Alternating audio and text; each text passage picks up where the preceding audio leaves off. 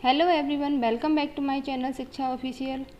अभी तक हम लोगों ने मध्य प्रदेश के इतिहास के अंतर्गत कलचुरी वंश की 4 शाखाओं के बारे में पढ़ लिया था। आज हम लोग कलचुरी वंश के शासकों के बारे में पढ़ेंगे। और वीडियो शुरू करने से पहले आप लोग जल्दी से चैनल को सब्सक्राइब कर दीजिए and press the bell icon, जिससे आपको सारी न्यू वीडियोज़ की नोटिफिकेशन मिलती रहे। और यदि आपने अभी तक पुरानी वीडियोस नहीं देखी हैं तो आपको उसकी लिंक इस वीडियो के डिस्क्रिप्शन बॉक्स में मिल जाएगी, तो आप वहां जाकर देख सकते हैं। चलिए शुरू करते हैं कलचुरी वंश के शासकों के बारे में। तो कलचुरी वंश का वास्तविक संस्थापक कौन माना जाता है? तो वो माना जाता है कोक्कल प्रथम को। कोक्कल प्रथम जो हैं उन्हें कलचुरी वंश का वास्तविक संस्थापक माना जाता है। और इनका टाइम पीरियड रहता है लगभग 875 से 925 ईस्वी तक। 875 से 925 ईस्वी तक इनका टाइम पीरियड रहता है। और कलचुरी वंश के वास्तविक संस्थापक के साथ साथ प्रथम ऐतिहासिक शासक था जिसने राष्ट्रकूटों और चंदेलों के साथ वैवाहिक संबंध स्थापित किए थे। और प्रतिहारों के साथ साथ कोक्कल प्रथम का मैत्री संबंध था। तो किन किन शासकों के साथ इनका संबंध था? तो राष्ट्रकूटों, चंदेलों और कोक्कल प्रतिहारों के साथ इनका वैवाहिक संबंध था। और इस प्रकार इसने अपने समय के शक्तिशाली राज्यों में मित्रता और विवाह द्वारा अपनी शक्ति को सुदृढ़ किया था। और कोक्कल प्रथम अपने समय के प्रसिद्ध योद्धा और विजेताओं में से एक था। तो यह कोक्कल प्रथम जो था वो अपने कलचुरी वंश का प्रसिद्ध राजा था। इसके बाद आते हैं कलचुरी वंश के दूसरे शासक गांगेय देव। गांगेय देव जो कि लगभग 1019 ईस्वी त्रिपुरी के राज सिंहासन पर बैठा। इनका टाइम पीरियड होता है लगभग 1019 ईस्वी में यह त्रिपुरी के राज सिंहासन पर बैठे। और गांगेय देव अपने सैन्य प्रयत्नों में भी विफलता भी प्राप्त हुई, किंतु उसने अपनी कई विजय प्राप्त की। इसने सैन्य प्रयत्न का प्रयास किया लेकिन उसकी यह प्रयास विफल हो गया। और इसके बाद भी उसने कई विजय प्राप्त की और अपने राज्य का विस्तार करने में काफ़ी अंश तक सफलता प्राप्त की। कोक्कल प्रथम जैसा प्रतापी शासक नहीं हुआ, बट इसने अपने शासक को अक्षुण्ण बनाए रखने को और थोड़ी बहुत इसमें और विस्तार करने में इसने सफलता प्राप्त की। और इसके अभिलेखों में के अति रंजनापूर्ण विवेकरणों को ना स्वीकार करने पर भी यह माना गया है कि गांगेय देव ने कीरदेश, कांगड़ा घाटी तक उत्तर भारत में आक्रमण किए और पूर्व में बनारस तथा प्रयाग तक अपनी सीमा को उसने बढ़ाया था। तो इनके अभिलेखों में अति रंजनापूर्ण मतलब अतिशयोक्ति करके इसके बारे में बताया गया है। लेकिन यदि उनको स्वीकार नहीं किया जाए तो स्वीकार न करने पर भी यह माना गया है कि गांगेय देव की कांगड़ा घाटी और पूर्व में बनारस, प्रयाग तक इसने अपनी सीमा को बढ़ाया था। इसके बाद प्रयाग और वाराणसी से और आगे है पूर्व में बढ़ा और अपनी सेना लेकर सफलतापूर्वक वह पूर्वी समुद्री तट पर पहुंच गया और उड़ीसा को इसने जीता था। इसके बारे में इम्पोर्टेंट पॉइंट, गांगेय देव जो कि उड़ीसा तक पहुंच गया था और अपनी इन विजयों के कारण उसने विक्रमादित्य का विरुद्ध धारण किया और उसने पालों की बल की अवहेलना करते हुए अंग पर आक्रमण किया। अंग जिसकी राजधानी चंपा थी, अंग महाजनपद, और इस कारण उसे सफलता प्राप्त हुई। यह संभव है कि गांगेय देव ने कुछ समय तक मिथिला और उत्तरी बिहार पर भी अपना अधिकार जमाए रखा था। इसके बाद आते हैं लक्ष्मीकर्ण। गांगेय देव के उपरांत उसका पुत्र आता है लक्ष्मीकर्ण या कर्णराज। लक्ष्मीकर्ण या इसी को बोलते हैं कर्णराज, जो कि सिंहासन पर बैठता है और अपने पिता की भांति ही एक वीर सैनिक और सहस्त्र युद्धों का विजेता था। और उसने काफ़ी विस्तृत और महत्वपूर्ण विजयों द्वारा कलचुरी शक्ति का विकास किया। और इसने कल्याणी और अहिलवाड़ के शासकों से सहायता प्राप्त करके कर्ण के परमार राजा भोज को परास्त किया था। तो कर्ण के परमार राजा भोज, जिन्होंने भोपाल में भोजताल की स्थापना की थी और जहाँ सरस्वती मंदिर का भी हमें प्रमाण वहाँ से मिलते हैं, तो राजा भोज को इसने पराजित किया था। किसने? कर्णराज, जो कि कलचुरी वंश से संबंधित था। और उसने चंदेलों और पालों पर भी विजय प्राप्त की थी। चंदेल वंश और पाल वंश पर भी इसने विजय प्राप्त की थी। और उसके अभिलेख हमें बंगाल और उत्तर प्रदेश में मिलते हैं। कहाँ मिलते हैं? बंगाल में और उत्तर प्रदेश में मिलते हैं, जिनसे यह सिद्ध होता है कि इन भागों पर उसका अधिकार था। तो उसका अधिकार बंगाल और उत्तर प्रदेश तक था। और कर्ण का राज्य गुजरात से लेकर बंगाल गंगा से महानदी तक फैला हुआ था। तो पश्चिम में गुजरात से लेकर पूर्व में बंगाल तक और उत्तर में गंगा के मैदान से लेकर महानदी तक फैला हुआ था। और उसने कलिंगपति की उपाधि धारण की। मोस्ट इम्पॉर्टेंट पॉइंट, कलिंगपति की उपाधि किसने धारण की? तो उसका आंसर हो जाएगा कर्णराज। इसके बाद आते हैं यशकर्ण। कर्णराज के बाद आते हैं यशकर्ण। यशकर्ण जो कि 1707 ईस्वी में त्रिपुरी के सिंहासन पर बैठता है।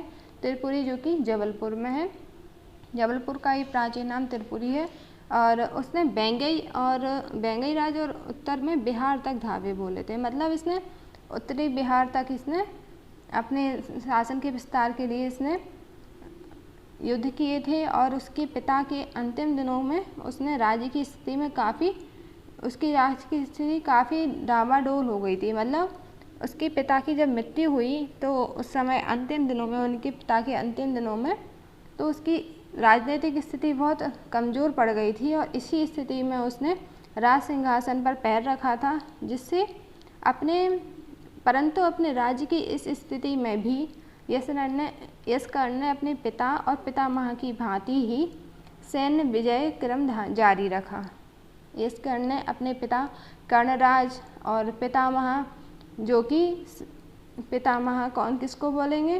तो इनके पितामह हो जाएंगे गांगेय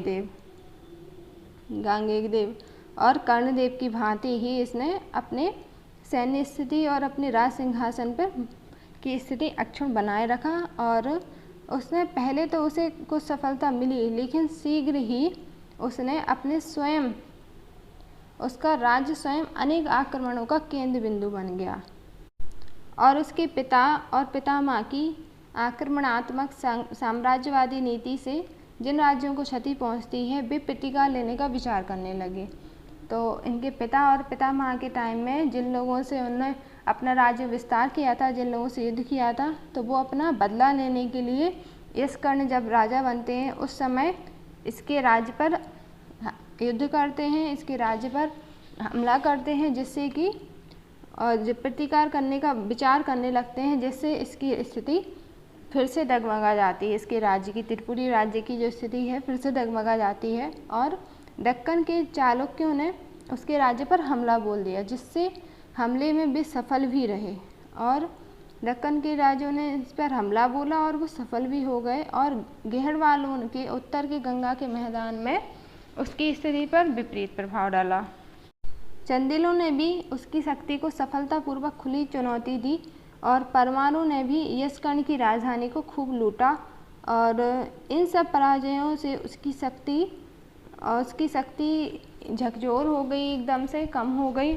और उसके हाथों से प्रयाग और वाराणसी के नगर निकल गए, और जिससे इसके वंश का फिर धीरे धीरे इसके वंश की अवनति होने लगी। और यशकर्ण के बाद इनके कुछ और उत्तराधिकारी आते हैं और उसके साथ ही कलचुरी वंश का पतन शुरू हो जाता है। और यशकर्ण के उपरांत उनका पुत्र आता है कर्ण सिंहासन रूढ़। किंतु वह अपने पिता के शासनकाल में प्रारंभ होने वाली अपने वंश की राजनीतिक अवनति को रोक नहीं सका। और उसके शासनकाल में रत्नपुरी की कलचुरी शाखा दक्षिण कौशल में स्वतंत्र हो गई। रत्नपुरी की जो कलचुरी शाखा थी वो दक्षिण में स्वतंत्र हो गई। और गयाकर्ण ने मालवा नरेश उदयादित्य की पौत्री से विवाह किया था। और इसका नाम हमें कहाँ से मिलता है? अल्हना देवी। उसका नाम था अल्हना देवी। और गयाकर्ण की मृत्यु के बाद अल्हना देवी ने भेड़घाट में बैद्यनाथ के मंदिर और मठ का पुनर्निर्माण करवाया था। अल्हना देवी ने भेड़घाट में बैद्यनाथ के मंदिर और मठ का पुनर्निर्माण कराया था। और गयाकर्ण का अद्वितीय पुत्र जयसिंह कुछ प्रतापी था और उसने कुछ अंश तक अपने वंश के गौरव को पुनः प्रतिष्ठापित करने में सफलता भी प्राप्त की। उसने सोलंकी नरेश कुमारपाल को पराजित किया और जय सिंह की मृत्यु 1175 ईस्वी और 1180 के मध्य में किसी समय पर हुई थी और उसके पुत्र विजय सिंह कोकल प्रथम के वंश के अंतिम नरेश थे।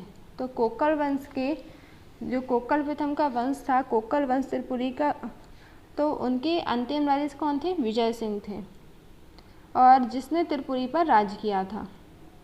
विजय सिंह 1196 से लगभग 1200 के बीच में जैतुगी प्रथम ने, जो देवगिरी के यादव वंश का नरेश था, यदु वंश से संबंधित जैतुगी प्रथम ने मार डाला विजय सिंह को और त्रिपुरी में कलचुरी वंश का उन्मूलन कर दिया।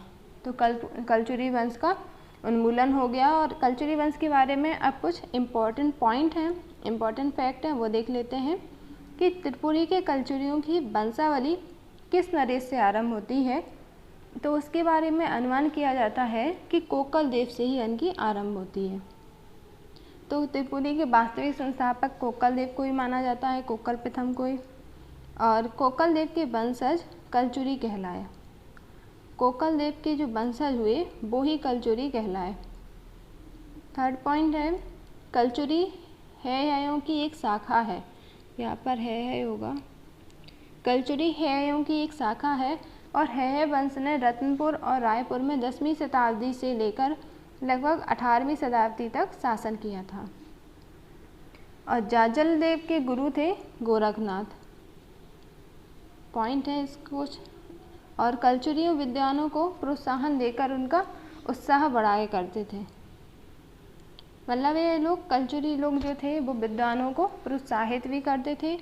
राजशेखर जैसे विख्यात कवि उस समय पर थे और राजशेखर की कुछ काव्य हैं, कुछ पुस्तक हैं, जैसे काव्य मीमांसा, कर्पूर मंजरी नाटक बहुत प्रसिद्ध है राजशेखर का।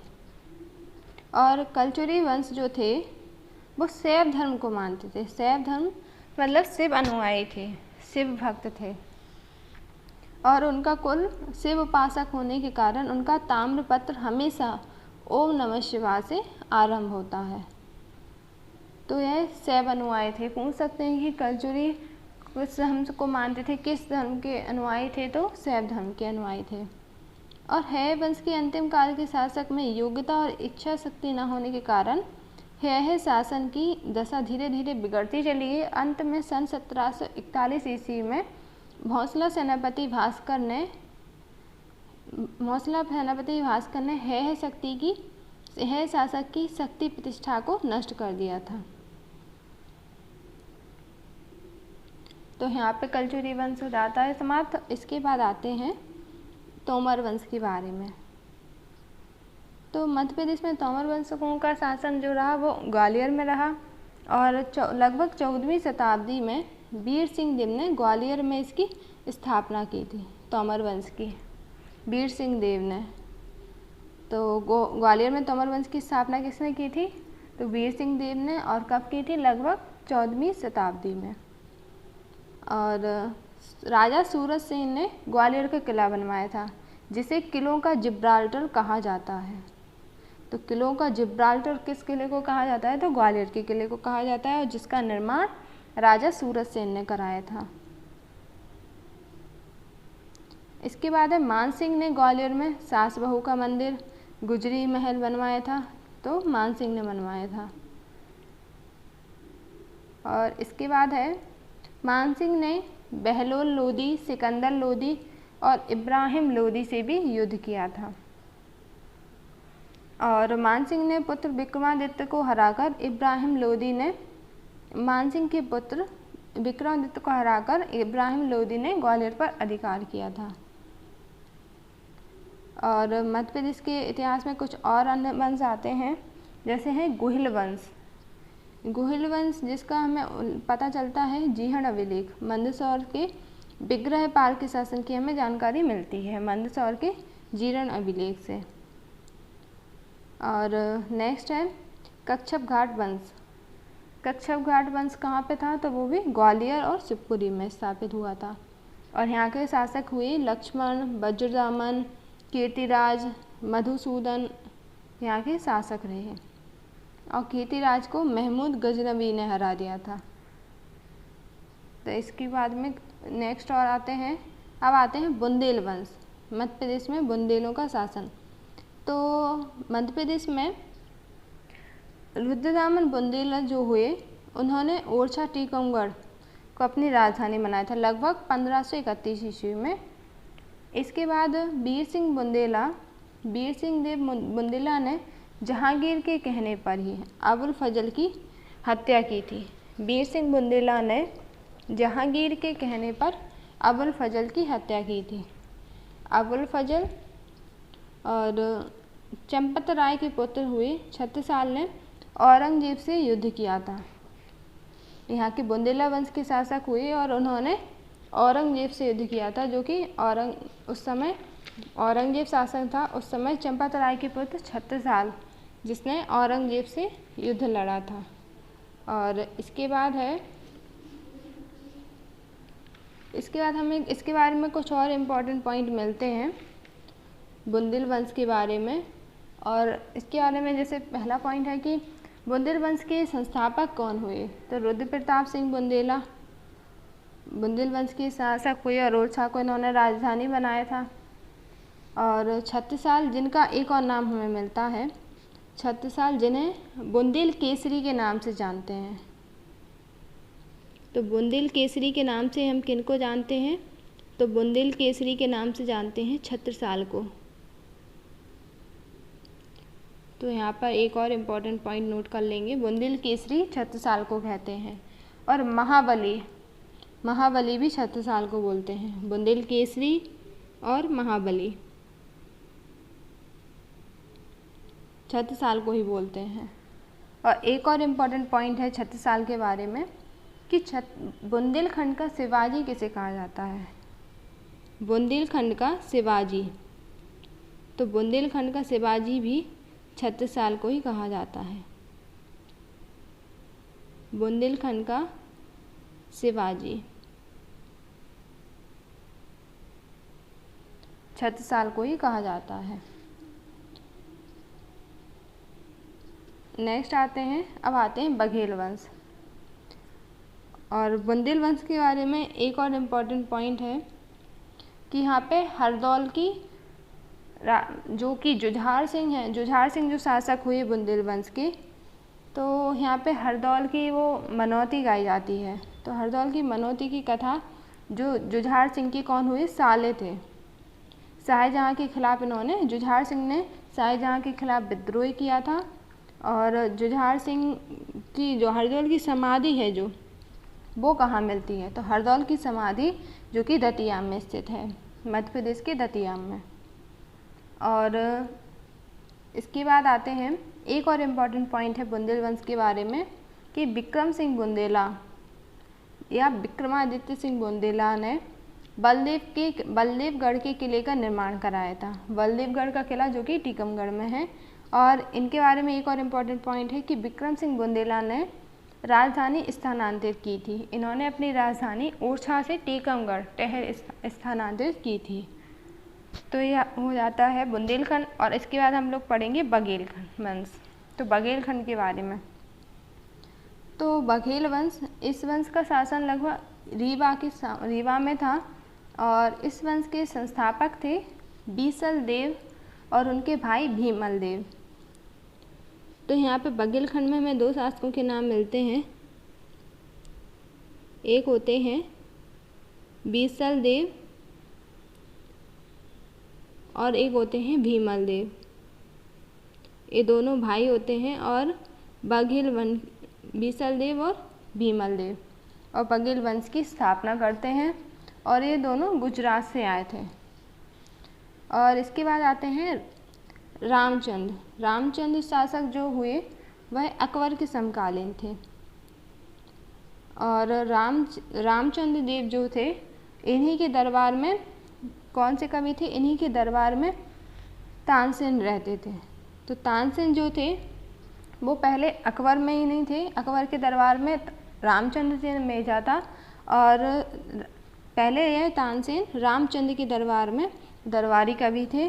और अकबर ने जलाल खां फौरची को जब रामचंद्र देव के दरबार में भेजा था, तब उनके निमंत्रण को स्वीकार करते हुए रामचंद्र ने तानसेन को अकबर के दरबार में भेज दिया था।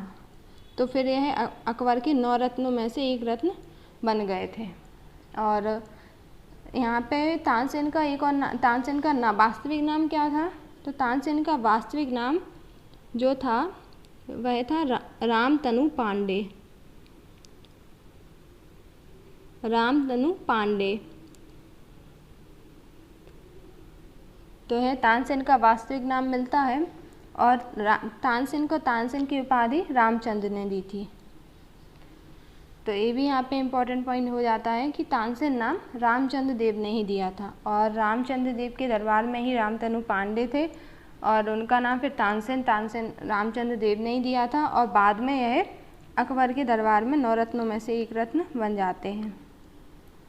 और बघेलखंड के बारे में एक और पॉइंट है कि 1569 में बघेलखंड ने मुगलों की अधीनता को स्वीकार कर ली थी और इसके बाद बघेलखंड मुगलों के पास चला गया था। और तानसेन के गुरु यहाँ पे एक और देख लेते हैं कि तानसेन के गुरु कौन थे? तो मोहम्मद गौस तानसेन के गुरु थे और इनका मकबरा हमें ग्वालियर में मिलता है। और इसके बाद है रघुराज सिंह। बघेलखंड के एक और शासक हुए रघुराज सिंह, जिन्होंने गोविंदगढ़ महल बनवाया था। रीवा के अंदर गोविंदगढ़ महल। तो यहाँ पे एक और शासक मिलते हैं, इनका नाम है रघुराज सिंह और इन्होंने गोविंदगढ़ महल बनवाया था रीवा के अंदर। गोविंदगढ़ जो कि रीवा में है। और 1569 में यह बघेलखंड वंश मुगलों की अधीनता स्वीकार कर लेता है। तो इसके साथ ही बघेलखंड समाप्त हो जाता है। और आज की वीडियो में इतना ही। आगे हम नेक्स्ट वीडियो में पढ़ेंगे। Thank you for watching.